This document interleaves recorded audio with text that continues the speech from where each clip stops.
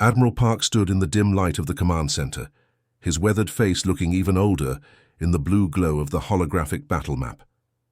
He rubbed his eyes, trying to focus on the countless red dots overwhelming the green ones. Another day, another defeat. The war had aged him beyond his 53 years. His once black hair had turned almost completely gray, a testament to the burden of command during this seemingly endless conflict. Admiral, General Kim's forces have been pushed back from the Nova system, Commander Lee said quietly, approaching with a data tablet in hand. The young commander had only known war his entire adult life. That's our 5th retreat this cycle. Park nodded silently. The Nova system had been their last stronghold in that sector. Its loss meant thousands of coalition civilian refugees would now be under Velrathi control. The supply lines to the Earthen colonies are now completely cut off, Commander Lee continued, swiping through battlefield reports. His eyes revealed the same exhaustion that plagued them all. We've lost contact with our outposts there. Across the room, Captain Song was briefing a group of junior officers. Her voice carried across the quiet command center. Based on current resource depletion rates and battle statistics, our models predict this war will continue for at least another century before any decisive victory. A century more. The words hung in the air like a death sentence. Many officers glanced down, shoulders slumping further. They had already been fighting for over 20 years. The thought of generations growing up knowing nothing but this conflict was almost too much to bear. Admiral Park turned away from the battle map. Call the War Council. We need to meet. Hours later, in the secure chamber deep within Proxima Station, Elder June called the emergency meeting to order. The Coalition War Council members sat around a circular table, representing the 12 main species that had banded together against the Velrathi Empire's expansion. The situation becomes more dire with each passing day, Elder June said, his voice carrying the weight of his 200 years. The eldest member of the council, he had seen conflicts come and go, but nothing like this. The Velrathi have taken 3 more resource-rich systems this month alone. Admiral Park stood to deliver his report. Our forces are stretched beyond capacity. The Velrathi's breeding program gives them a 3-to-1 advantage in troop numbers, and their hive mind tactical coordination outmaneuvers our communication systems. The room fell silent as holographic projections showed the steady loss of territory over the past 5 years. Green areas representing coalition space shrank, while red areas of Velrathi control expanded like a virus. Their resource conversion. Efficiency is simply better than ours, added Representative Bock, the Council's economic advisor. His species, known for their mathematical abilities, had run countless simulations. For every ship we build, they construct 3. For every soldier we train, they deploy a squad. Captain Song stepped forward, her slight frame belying her strategic brilliance. We've analyzed all possible scenarios using our most advanced prediction models. She projected a series of probability charts that showed vanishingly small chances of coalition victory. Even our most optimistic projections show the war lasting at least another century, with only a 30% chance of eventual victory. Elder June's assistant leaned over to whisper something, and the ancient leader nodded gravely. We've just received word that the Velrathi have destroyed the colony on Neros IV, Elder June announced. 40,000 civilians, no survivors. The room erupted in murmurs and cries of outrage. Neros IV had been a peaceful agricultural world with no military significance. Admiral Park slammed his fist on the table. This goes beyond their usual tactics. They're not just trying to defeat us anymore. They're trying to break our will to resist. Perhaps it is time we consider diplomatic options, suggested Council Member Tay, representing the Coalition's more pacifist worlds. Diplomacy, General Kim scoffed, his battle armor still showing scorch marks from his narrow escape from Nova. The Velrathi Emperor has made it clear, submission or extinction are our only choices. Admiral Park rubbed the bridge of his nose.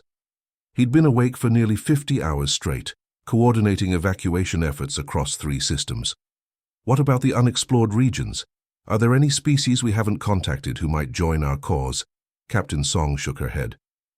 We've reached out to every known spacefaring civilization in our database. Most are already part of the coalition or have fallen to the Velrathi. There is... Commander Lee hesitated, then continued. There is one system our long-range scouts recently discovered. Preliminary reports suggest an industrialized civilization, but they don't appear to have achieved faster-than-light travel yet. Elder June frowned. Pre-FTL species are protected under coalition law. We cannot involve them in our war. With respect, Elder, Admiral Park said quietly, if we lose this war, there will be no coalition law. There will be no protection for any species developed or not. The Velrathi will consume them all eventually. The council members looked at each other, the weight of moral compromise heavy in the air. Where is this system? Asked General Kim. Commander Lee brought up a star chart showing a spiral galaxy. He zoomed in on an unremarkable yellow star near the edge of an outer spiral arm. The natives call their planet Earth. The coalition scout. Ship Dauntless shuddered as another enemy blast narrowly missed its port side. Captain Han gripped the command chair tightly, his knuckles white with tension. "Shields at 14%, shouted his first officer. "We can't take another direct hit." Han's mind raced. The Dauntless was no match for the 3 Velrathi cruisers. Hunting them through the asteroid belt, they had been on a routine scouting mission when their sensors picked up the enemy vessels. Now they were running for their lives. "Emergency jump," Han ordered. "Use whatever coordinates are in the system." The navigation officer looked up in alarm. "Sir, the closest plotted point is toward uncharted space. We haven't surveyed that region yet." "Better unknown space than certain death," Han replied grimly. "Execute jump now." The Dauntless's engines whined as they powered up the jump sequence. Space twisted around them, and the ship vanished just as another Velrathi blast scorched through the vacuum where they had been moments before. When the jump ended, the crew found themselves in an unfamiliar star system. Scanners immediately picked up 9 planets orbiting a yellow sun. "Life signs?" Han asked, straightening his rumpled uniform. The science officer's eyes widened as she studied her readouts. "Sir, the 3rd planet from the sun, it's teeming with life. And there are clear signs of an industrialized civilization." Han moved to look over her shoulder. "Technology level, pre-FTL but surprisingly advanced. They've reached their own moon, have orbital satellites, and appear to be in the early digital age." Han stroked his chin thoughtfully. "The coalition needed allies, even primitive ones. Take us into orbit but maintain stealth shielding. I don't want to cause panic." For 3 days, the Dauntless crew observed Earth, intercepting communications and learning what they could about the planet's inhabitants. Captain Han was intrigued by the humans' resourcefulness despite their technological limitations. They're at war with themselves, the communications officer reported. "Multiple nations, different ideologies, they seem quite adept at conflict." Han nodded slowly. Perhaps that could be useful. He made his decision and sent an encrypted message to Coalition Command. Within days, a diplomatic vessel arrived carrying Ambassador Tay and Chief Diplomat Su. Diplomat Su reviewed the Dauntless's findings with obvious disdain. "This species has barely left their own atmosphere. What possible value could they offer?" "The coalition." "They're inventive," Han argued. "Their technology advances at a remarkable pace and they have a unique approach to warfare." "They're savages," Su countered, pointing to images of human conflicts. "Look at their history. Constant bloodshed over resources, ideology, even slight differences in appearance." Ambassador Tay listened silently, her expression thoughtful. As the coalition's chief diplomat, she had seen many cultures. Something about these humans intrigued her. "Perhaps that very savagery is what we need," she finally said. "The Velrathi fight as a hive mind.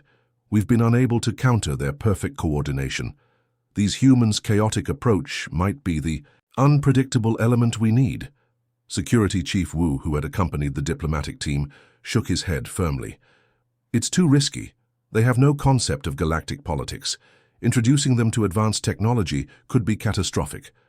"The Coalition Charter forbids interference with pre-FTL species," Su added. Ambassador Tay stood and walked to the viewport, watching the blue planet turn slowly below them. "The Charter also empowers me to make exceptions in times of existential crisis. I believe this qualifies. Her decision made, Tay authorized first contact. The team selected a remote area in a nation called Norway for their landing, hoping to minimize wider panic. The human representatives, scientists, and government officials hastily assembled after the landing, stared in awe at the coalition representatives. Despite using translator devices, communication was difficult and filled with misunderstandings. Diplomat Sue made little effort to hide his contempt. When shown Earth's most advanced computer, he laughed outright. Our children's toys have more processing power. But Ambassador Tay took a different approach. She spoke respectfully of Earth's achievements and explained the coalition's desperate situation. To her surprise, instead of fear, she saw excitement in many human eyes. "You're saying there's a whole galactic community out there?" asked one scientist, her voice filled with wonder rather than terror. "And you need our help?" Meanwhile, back in coalition space, news of the discovery had reached the Velrathi Empire. Emperor Day lounged on his throne, his scaled skin catching the light as he chuckled at the report. "They found primitives on a backwater planet and think this will change the war." He waved a clawed hand dismissively. "Let them waste resources, trying to uplift savages." War Minister Jin studied the limited data they had intercepted about Earth. "These humans have not even unified their own planet. They fight among themselves over imaginary boundaries." "Pathetic," Emperor Day agreed. "Show me the latest conquests. I tire of hearing about insignificant species." As Jin changed the subject to more recent Velrathi victories, neither of them gave Earth another thought. It was just another primitive world that would eventually fall under Velrathi dominion once the coalition was crushed. Back on Earth, the human representatives had voted to accept the coalition's invitation to join the Galactic Alliance. Within days, small teams of coalition scientists and engineers arrived to begin sharing technology. Ambassador Tay watched as humans absorbed new concepts at an astonishing rate. Where other species might take decades to understand coalition technology, humans were asking insightful questions within hours. "They learn quickly," she remarked to Captain Han. "Let's hope quickly enough," he replied. "The Velrathi won't give them much time." Little did any of them know just how quickly humanity would rise to the challenge, or how severely the Velrathi had underestimated the newest members of the Galactic Coalition. The coalition delegation sat in stunned silence as United Earth Representative Kang finished speaking. They had expected months of deliberation, years of preparation, and decades of technological uplift before humans could contribute meaningfully to the war effort. Instead, Kang had just outlined an immediate action plan that would have Earth forces ready to join the fight within months. "Let me make sure I understand correctly," Ambassador Tay said, leaning forward in her seat. The ornate conference room in what had once been the United Nations headquarters now served as the primary meeting place between human and alien representatives. "You're proposing to begin military production immediately, using a hybrid of Earth and coalition technology?" "That's correct," Kang replied, her voice steady and confident. Unlike many Earth politicians who had panicked at the news of an interstellar war, Kang had immediately seen both the danger and the opportunity. "We've already converted 17 major manufacturing facilities to produce components for your ship designs. Our engineers have been working around the clock." Security Chief Wu shook his head in disbelief. "But you've only had access to our technical specifications for 3 weeks." Kang smiled. 3 weeks is a long time for humans when we're motivated." The coalition representatives exchanged glances. Their species typically deliberated for years before making major decisions. The human capacity for rapid adaptation was both impressive and slightly alarming. "Perhaps a demonstration would help," Kang suggested, nodding to her aide. The lights dimmed, and a holographic projection appeared in the center of the table. Military strategist Moon stepped forward, a compact man with intense eyes that had seen combat on 3 continents before the alien arrival united Earth. "Coalition friends," Moon began, "you've shared your war strategies with us and we thank you. Now let me share humanity's history of warfare in return." For the next hour, Moon presented a concise but thorough overview of human military history, from ancient battles to modern conflicts. He highlighted humanity's constant innovation in the face of adversity, the rapid development of weapons technology during world wars, and the evolution of tactics from frontal assaults to guerrilla warfare, psychological operations and cyber warfare. In just the last century, Moon explained, pointing to various conflicts highlighted in the hologram, humans went from fighting with horses and basic firearms to developing nuclear weapons, stealth technology, and precision-guided munitions. The Coalition officers watched with growing amazement. Species across the galaxy certainly fought wars, but none had shown such rapid evolution of tactics and technology, nor such variety in approach. The key difference, Moon continued, is that the Velrathi fight as a unified mind with perfect coordination. But that uniformity is also a weakness.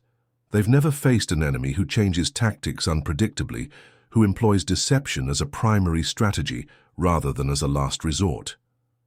Ambassador Tay nodded slowly, beginning to understand. You're suggesting asymmetric warfare on a galactic scale?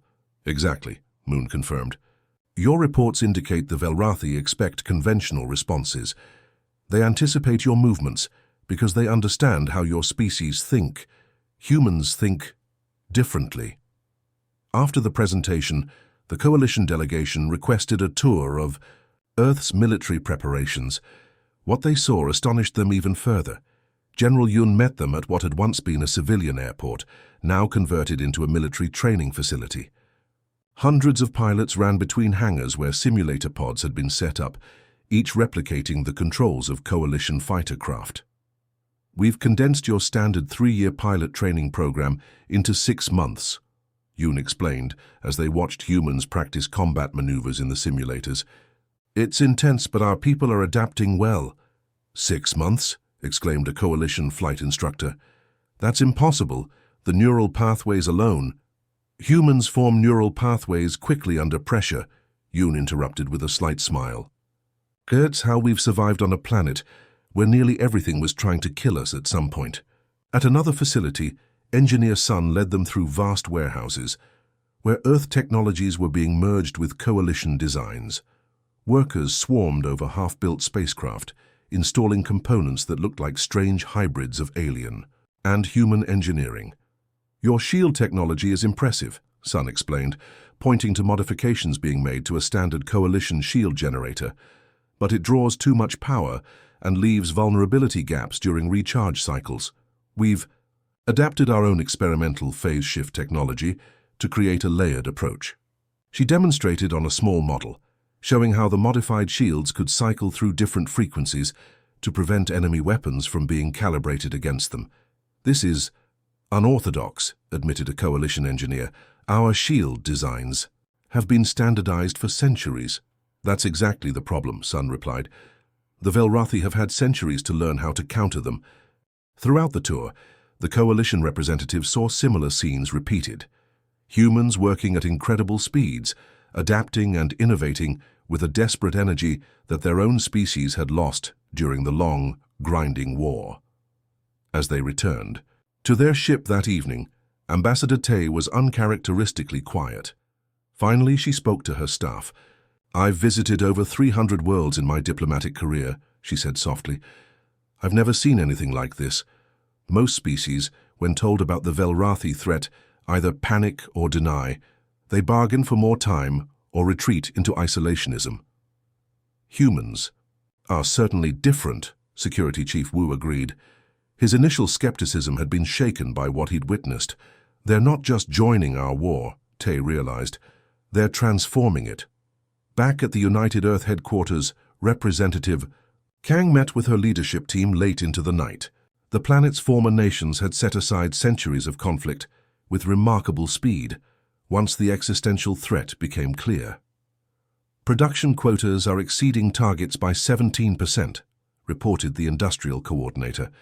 The new alloys from Coalition technology have solved our heat resistance problems.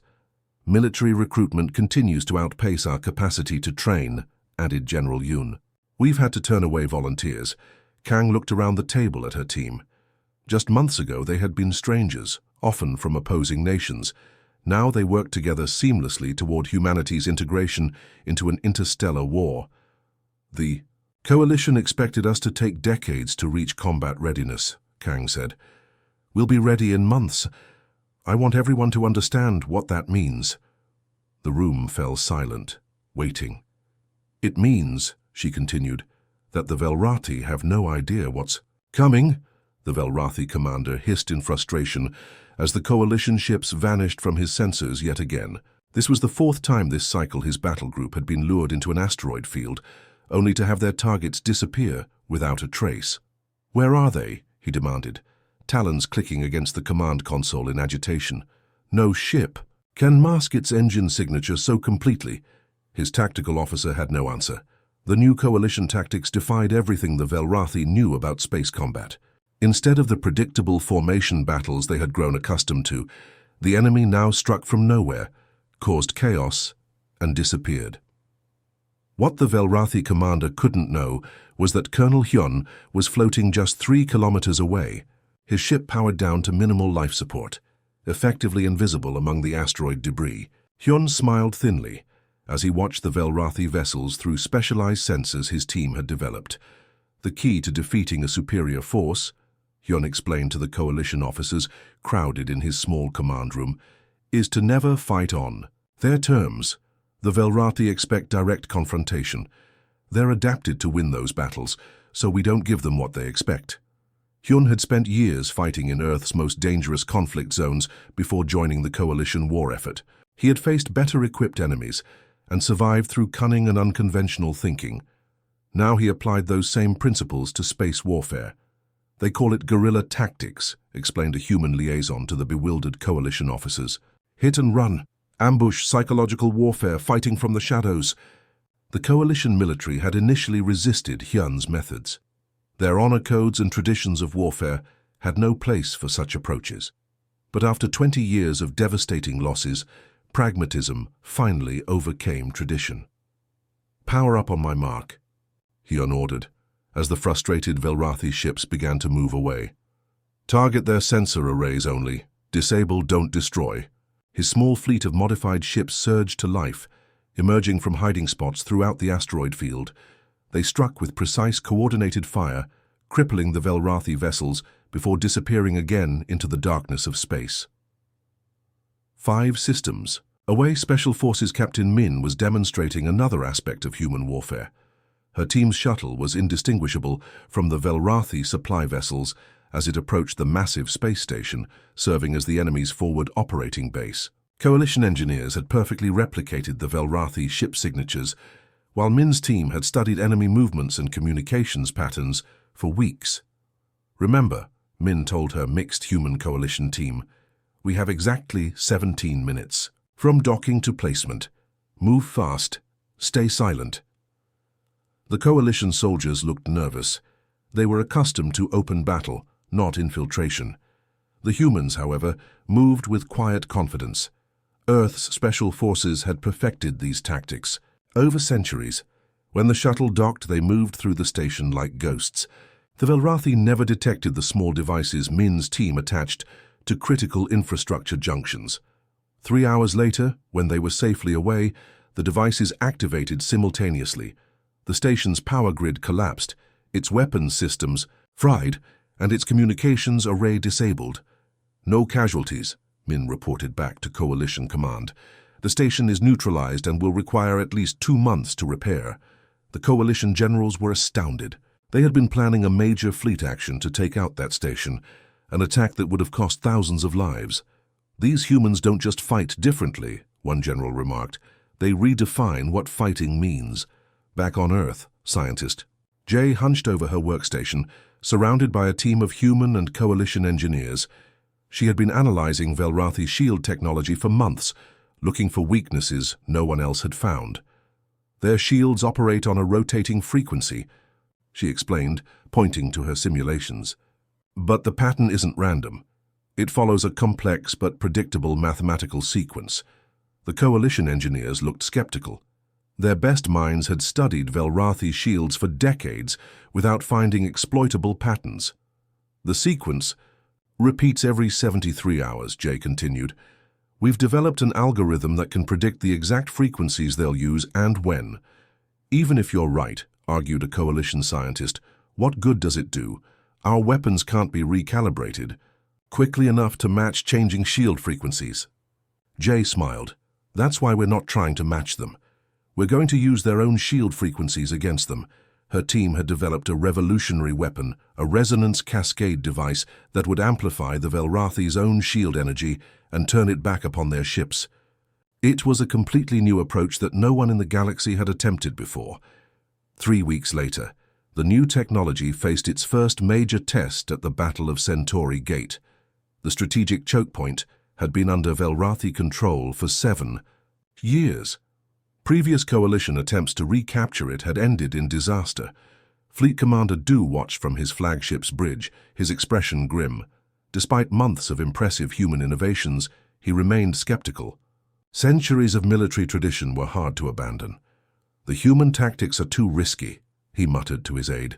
Their ships are moving too close to the enemy formation. Indeed, the human-led coalition vessels were taking an approach that seemed suicidal, driving straight toward the heart of the Velrathi fleet. The enemy commanders, recognizing what appeared to be a desperate charge, moved to surround the attacking force. It was exactly what Colonel Hyun had predicted they would do. Activate. Resonance devices now, came the calm order from the human commander.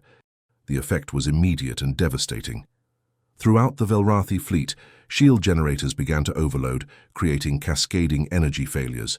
Ships lost power, weapons went offline, and communications failed.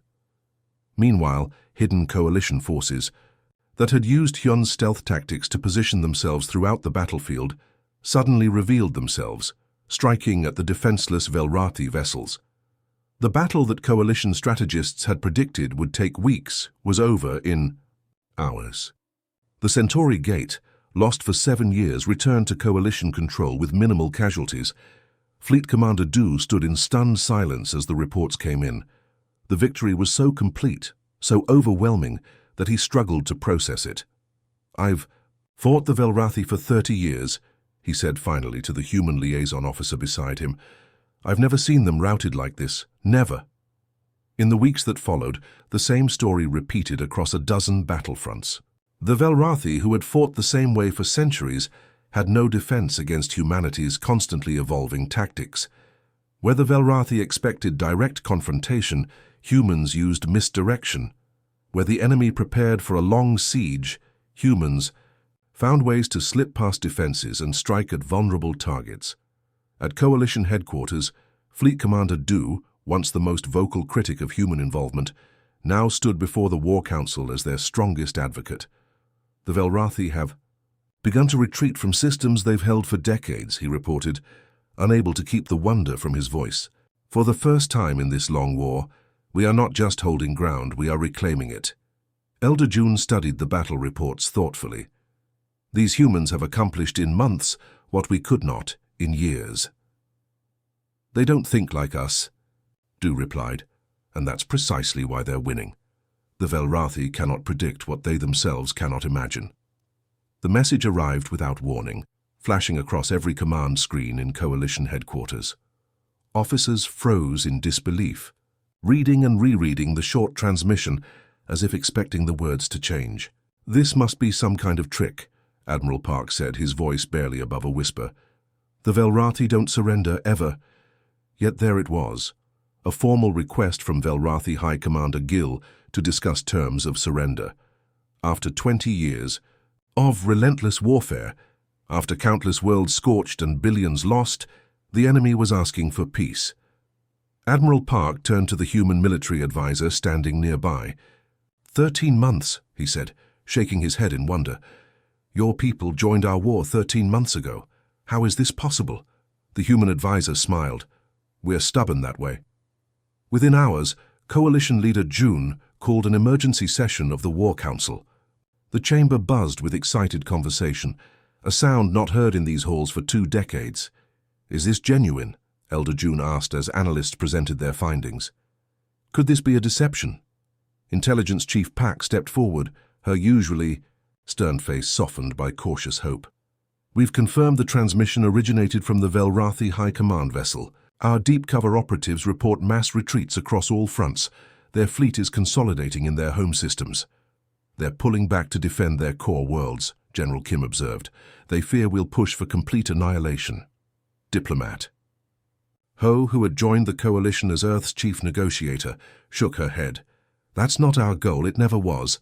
All eyes turned to the human woman. Unlike many coalition diplomats, who had grown hard and unforgiving during the Long War, Ho advocated for a peace that looked beyond punishment. The Velrathi expected us to behave as they would, to press our advantage until they were completely destroyed, Ho explained. Our restraint confuses them even more than our tactics. It was true. When human forces had liberated worlds under Velrathi occupation, the aliens had expected massacres of their colonists. Instead, humans had established fair treatment protocols, even for enemy civilians. This unexpected mercy had spread confusion throughout the Velrathi Empire. Peace negotiator Jin, the coalition's most experienced diplomat, had initially dismissed Ho's approach as naive. Now he listened carefully as she outlined potential terms.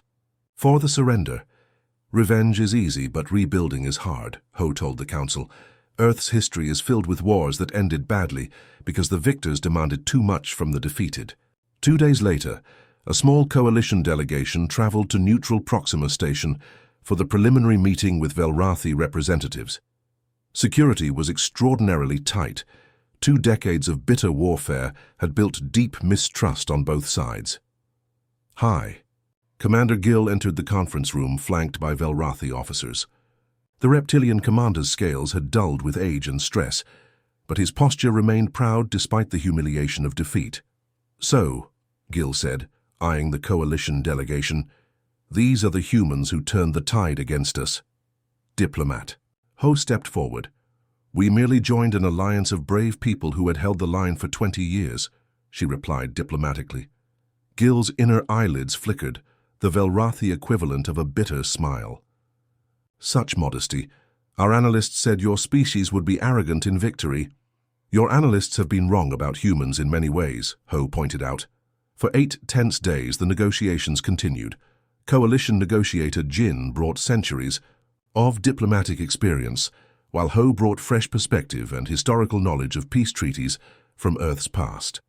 Together they crafted terms that were firm but not punitive. The Velrathi would withdraw from all occupied coalition worlds. A demilitarized zone would separate the powers. War reparations would be paid, but structured in a way that wouldn't cripple the Velrathi economy and breed resentment for another war. These terms are unexpected, Gill admitted on the final day of negotiations. We anticipated demands for unconditional surrender and territorial concessions. That would only guarantee another war in the future, Ho replied. We're looking for lasting peace, not just victory. 2 weeks later, representatives from across the galaxy gathered for the formal signing ceremony. The Great Hall of Proxima Station, once a trade hub before the war, had been restored for the historic occasion. Coalition leader Jun entered with the slow, dignified gait of his species. At over 200 years old, he had dedicated nearly 1/10 of his life to this conflict. Now finally he would see its end. Today marks not just the end of a war, Jun announced to the assembled delegates, but the beginning of a new era for our galaxy. The signing ceremony was broadcast to thousands of worlds. On planets across coalition space, people gathered in public squares to watch. On Earth, humans cheered and wept as peace was formally declared. After the signing, as delegates mingled, cautiously, many coalition members approached the human representatives with new respect and curiosity. We misjudged your species when you first joined us, admitted a coalition military commander to General Yoon. We saw you as primitives who would need centuries to catch up. Yoon smiled. A common mistake. People often confuse technological advancement with intelligence and adaptability. In the months that followed, humanity continued to surprise the galactic community, this time with their approach to rebuilding. Instead of focusing solely on Earth's interests, humans sent engineering teams to devastated coalition worlds. New construction methods reduced rebuilding time by years. Medicine and agriculture adapted from Earth helped heal planets scarred by Velrathi occupation. On worlds where Velrathi settlers remained after the war, humans helped establish communication, protocols and cultural exchange programs to ease tensions. "They're as creative in peace as they were in war," remarked Elder June as he watched reports from a formerly contested world where humans had helped establish a joint coalition Velrathi scientific outpost. 6 months after the peace treaty, a grand ceremony was held on the coalition capital world. Representatives from every member species gathered to formally welcome Earth as a full member of the Galactic Coalition and to recognize humanity's extraordinary contribution. "In our darkest hour when hope seemed lost," Elder June proclaimed, "humanity joined our struggle. What we believed would take centuries, they helped us achieve in a single year." As Ambassador Tay presented Earth's representative with the Coalition's highest honor, murmurs spread through the crowd of dignitaries. Many were still trying to comprehend how these newcomers had accomplished so much so quickly. A veteran coalition commander summed it up best when speaking to a group of cadets after the ceremony. "Remember this lesson," he told them. "The Velrathi lost because they saw humans as primitive. They calculated human worth by measuring their technology rather than their ingenuity. They looked at a species that had fought itself for millennia and saw only barbarism, not realizing that those same conflicts had forged an unmatched adaptability." He paused, looking up at the stars visible through the Memorial Hall's transparent dome. "The galaxy has learned an important truth: never underestimate humanity.